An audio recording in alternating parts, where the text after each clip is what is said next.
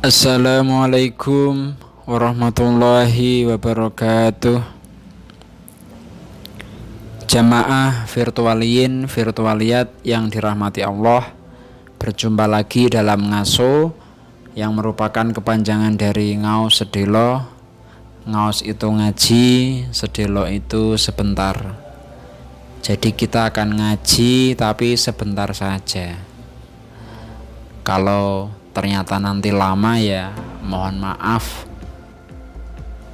berarti saya khilaf. Jamaah virtualiyin virtualiyat yang dirahmati Allah, pada episode ini kita masih akan membahas imam mazhab yang kita jadikan kiblat dalam bidang fikih Ahlus Sunnah wal Jamaah. Kemarin kita sudah membahas tentang Abu Hanifah, maka kali ini kita akan membahas seorang imam yang lahir setelah Imam Abu Hanifah, yakni Imam Malik. Baik, langsung saja kita mulai. Jadi beliau ini memiliki nama lengkap Malik bin Anas bin Malik bin Amr al-Asbahi. Beliau lahir di Madinah tahun 712 Masehi atau 93 Hijriah di Madinah Al-Munawwarah. Nah, kalau anak-anak pada umumnya, ya termasuk kita-kita ini, itu dalam kandungan ibu kita kan 9 bulan. Nah, kalau Imam Malik ini berbeda. Beliau dalam kandungan ibunya selama 3 tahun. Nah, ini suatu hal yang menakjubkan, yang kalau orang-orang hari ini tentu sudah tidak ada. Kalaupun orang sekarang sampai ada yang selama ini dalam kandungan, itu saya yakin orang-orang malah ngedumel, iki kok metu-metu ki ngopo nang jero. Ini kok nggak keluar-keluar tuh ngapain di dalam. Kalau orang sekarang sampai ada yang 3 tahun dalam kandungan ibunya, itu pas lahir terus ditanya, ini usianya berapa hari? Jawabannya bukan hari, tapi 2 tahun 3 bulan. Jadi usia dalam kandungan itu dihitung. Oke, kita lanjutkan. Jamaah virtualiyin virtualiyat yang dirahmati Allah, mayoritas ulama berpandangan bahwa tahun lahir Imam Malik ini berjarak 79 tahun dari wafatnya Kanjeng Nabi. Beliau lahir bertepatan pada tahun di mana Anas, pelayan Kanjeng Nabi, itu wafat. Kita ini ya, kita yang jaraknya sangat jauh dari kelahiran Kanjeng Nabi saja bisa loh merasa dekat dengan beliau. Apalagi ketika sholawatan atau srokal. Ini bagi teman-teman yang belum tahu srokal. Jadi srokal itu berasal dari kata asrokol, yang biasanya dilakukan sambil berdiri. Asrokol badru alaina fahtafat minhul buduru misla husni mara'aina haddu ya wajha sururi ya Nabi salam alaika ya Rasul salam alaika ya Habib salam alaika salawatullah alaika. Udah sampai di sini dulu, nanti keenakan keterusan bukan bahas Imam Malik malah keterusan sholawatan. Nah, kita yang jarak lahirnya jauh dari beliau saja bisa merasa dekat dengan Kanjeng Nabi. Lalu bagaimana dengan beliau-beliau yang lahirnya kurang dari seabad dari wafatnya Kanjeng Nabi? tentu merasa sangat-sangat dekat dengan beliau. Jamaah virtualiyin, virtualiyat yang dirahmati Allah, Imam Malik ini merupakan pakar ilmu fikih dan hadis serta pendiri mazhab Maliki. Beliau ini juga guru dari Muhammad bin Idris, pendiri mazhab Syafi'i, mazhab yang di Indonesia ini banyak dipakai, malah mayoritas mungkin ya. Nah, Imam Malik ini diberi gelar sebagai Imam Darul Hijrah karena beliau nggak pernah keluar dari kota Madinah. Mungkin kalau orang sekarang itu anak-anak yang jarang keluar kamar, istilahnya introvert. Tapi kalau Imam Malik ini, beliau belajarnya hanya di Madinah saja, tidak ke kota-kota lain. Dan beliau merupakan anak zaman keemasan Islam, di mana iklim intelektual di masa dinasti Abbasiyah banyak melahirkan ulama-ulama kenamaan dalam berbagai bidang, tak terkecuali ilmu fikih. Nah, salah satu yang menonjol ya beliau ini, Imam Malik, tokoh yang sedang kita bicarakan. Beliau tumbuh dalam iklim keilmuan dan periwayatan hadis yang berkembang pesat di Madinah. Jadi beliau setelah merampungkan hafalan Al-Quran saat masih kecil, ini beliau kemudian mulai menghafal hadis. Nah, ini ada satu kisah yang merupakan bukti kecerdasan beliau. Jadi suatu hari beliau ini pernah dibacakan 31 buah hadis Rasulullah, dan beliau ini mampu mengulanginya dengan baik dan benar tanpa harus menuliskannya terlebih dahulu. Nah, ini luar biasa ini. Kita aja disuruh dibacakan 1 atau 2 aja hadis, lalu disuruh melafalkannya lagi belum tentu hafal loh. Nah, ini merupakan bukti bahwa Imam Malik ini sedemikian cerdas. Di kota Nabi ini beliau memperoleh segala hal yang mendukung untuk menghafal hadis.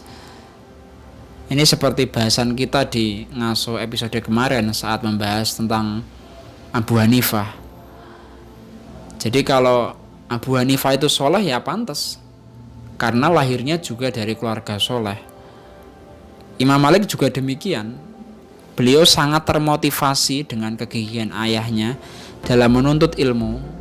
Dan ayahnya itu juga memiliki kesungguhan, yang kesungguhan beliau itu ternyata berpengaruh besar pada dirinya, sehingga Imam Malik menjadi seorang imam besar. Nah, dari sini kan kita kemudian bisa menyimpulkan bahwa pendidikan terbaik itu adalah memberikan teladan. Seperti kata seorang bijak, 1 teladan itu lebih baik daripada 1000 nasihat. Ini nasihat yang sederhana, banyak benarnya, tapi tidak semudah itu Ferguson dalam mempraktikannya. Makanya orang-orang lebih enak ngasih tahu dengan omongan, ya itu ngefek, tapi ya teladan itu lebih baik, karena orang bisa melihat langsung praktiknya. Oh, seperti ini dan seterusnya. Nah, Imam Malik ini selain memiliki seorang ayah yang alim dan giat belajar, itu juga memiliki 3 paman yang terhormat dan terpandang. Mereka adalah Uwais, Nafi, dan Rubai. Beliau bertiga merupakan periwayat hadis, ditambah Anas, ya, ayahnya Imam Malik. Nah, mereka berempat ini adalah para periwayat hadis yang meriwayatkan dari bapak mereka, yakni Malik Abu Anas. Nah, kakek Imam Malik adalah Malik bin Amr yang menjadi sumber hadis untuk anak-anaknya sendiri. Dan kakek Imam Malik ini termasuk tokoh dan ulama di kalangan tabi'in. Abu Anas biasanya meriwayatkan hadis dari Umar bin Khattab, Utsman bin Affan, Thalhah bin Ubaidillah, dan Aisyah Ummul Mukminin. Imam Nawawi mengatakan bahwa Imam Malik ini belajar dari 900 ulama dengan rincian 300 dari kalangan tabi'in, 600 lagi dari kalangan tabi'i tabi'in yang beliau pilih dan ridhoi agamanya. Dan di antara guru beliau itu ada Nafi, Az-Zuhri, Ayyub As-Sikhtiyani dan lain sebagainya dari negeri Madinah. Makanya tidak mengherankan kalau dikatakan bahwa ilmu para sahabat Rasulullah itu tersebar pada 7 tabi'in fuqaha Madinah.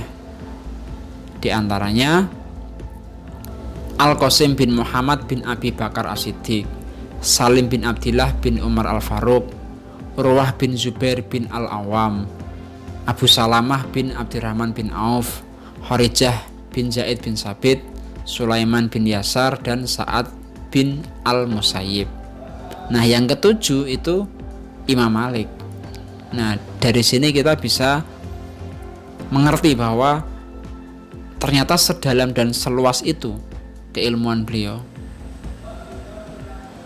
Nah, ini ada satu kisah yang saya yakin teman-teman sudah sering mendengar. Tapi kalau belum pernah ya nggak apa-apa, berarti ini untuk yang pertama kali. Jadi ceritanya ada seorang utusan dari Maroko itu menempuh 3 bulan perjalanan demi menyampaikan 40 pertanyaan kepada Imam Malik tentang suatu masalah. Tetapi hanya 8 pertanyaan saja yang dijawab oleh Imam Malik. Kemudian utusan itu merasa kecewa dan memohon-mohon. Lalu Imam Malik berkata kepadanya, "Ketika kau kembali ke tempat tinggalmu, kabarkan pada masyarakat di sana bahwa aku berkata kepadamu, la uhsinuha, aku tidak mengerti masalah tersebut dengan baik." Masya Allah, ini sekelas Imam Malik, pakar dalam bidang fikih, hadis, dan ditanya perihal masalah di mana beliau membidangi keilmuan tersebut, masih bisa menjawab la uhsinuha, aku tidak mengerti masalah tersebut dengan baik.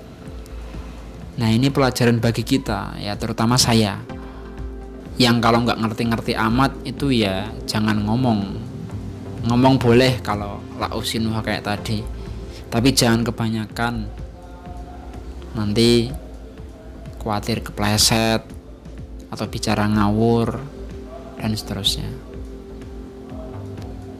Oke, lanjut. Menurut Imam Malik ini juga jumlahnya banyak. Di antara guru beliau yang juga meriwayatkan ilmu dari Imam Malik itu ada Az-Zuhri, Rabi'ah, Yahya bin Sa'id, dan sebagainya. Kemudian dari rekan sejawat beliau itu ada Imam Al-Auza'i, As-Sauri, Al-Lais bin Sa'id, dan masih banyak lagi. Kemudian murid beliau itu ada Ibnu Mubarak, Muhammad bin Hasan, Said Al-Qattan, dan sebagainya. Nah, di antara kitab-kitab karangan beliau itu yang paling fenomenal adalah Al-Muwatta. Bagi teman-teman yang mondok di pesantren, terutama yang pondok-pondok kitab, tentu sudah tidak asing dengan kitab ini. Atau teman-teman yang sering nyimak ngaji Gus Baha, beliau juga sering menyebut kitab ini. Jadi Al-Muwatta ini adalah kitab yang menghimpun 100.000 hadis. Dan yang meriwayatkan Al-Muwatta ini ada lebih dari 1.000 orang. Maka dari itu naskahnya berbeda-beda dan seluruhnya berjumlah 30 naskah. Tapi yang terkenal hanya 20 buah. Dan yang paling masyhur adalah riwayat dari Yahya bin Yahya Al-Laisi Al-Andalusi Al-Masmudi. Hadis-hadis yang terdapat dalam Al-Muwatta itu enggak semuanya musnad. Ada yang mursal, mu'dilal, dan munqati. Nah, sebagian ulama itu menghitung berjumlah 600 hadis musnad, 222 hadis mursal, 613 hadis mauquf, 285 perkataan tabi'in. Lalu di samping itu ada 61 hadis tanpa penyandara. Hanya dikatakan telah sampai kepadaku dan dari orang kepercayaan. Nah, tetapi hadis tersebut bersanad dari jalur-jalur lain yang bukan jalur dari Imam Malik sendiri. Nah, kalau dalam buku itu ada editor, ada proofreader, maka dalam kitab Al-Muwatta ini Imam Malik menunjukkan kepada 70 ahli fikih Madinah. Jadi 70 ahli fikih ini sebagai editor, sebagai proofreader pada zaman itu yang mengoreksi kitab karangan Imam Malik ini. Dan dalam penyusunannya itu menghabiskan waktu kurang lebih 40 tahun. Jadi kitab ini tidak sembarangan. Makanya sampai sekarang masih sering dikaji di banyak pesantren. Jamaah virtualiyin virtualiyat yang dirahmati Allah, sebagai penutup saya ingin menceritakan tentang kisah antara Imam Malik dan Khalifah Harun ar-Rasyid mengenai kitab Al-Muwatta. Yang pertama, jadi suatu hari itu Harun ar-Rasyid mengundang Imam Malik untuk membacakan hadis-hadis Rasulullah untuk dirinya dan putra-putranya. Nah, kemudian Imam Malik menjawab, ilmu itu didatangi, bukan mendatangi. Lalu Harun ar-Rasyid dan putra-putranya akhirnya hadir ke majelis beliau untuk menyimak hadis-hadis Rasulullah dalam kitab Al-Muwatta. Lalu yang kedua, cerita yang kedua, jadi Khalifah Harun ar-Rasyid ini ingin agar kitab Al-Muwatta itu digantung di Ka'bah dan setiap manusia dianjurkan untuk mengamalkannya. Sangat bersemangat. Tapi usul itu ditolak sama Imam Malik sendiri. Nah, dari sini kita bisa mengambil kesimpulan bahwa selain teguh hatinya dan tidak mau disetir bahkan oleh seorang khalifah sekalipun, Imam Malik ini juga seorang yang rendah hati. Jadi meski beliau sangat serius dalam menyusun Al-Muwatta, tetapi beliau juga tidak mau kalau orang-orang sampai mendewakan kitab ini. Bahkan digantung di Ka'bah pun beliau juga tidak mau gitu. Jamaah virtualiyin virtualiyat yang dirahmati Allah, kiranya sampai di sini dulu ngaso episode kali ini. Mohon maaf kalau saya khilaf karena kepanjangan. Sampai jumpa di ngaso episode berikutnya. Wassalamualaikum warahmatullahi wabarakatuh.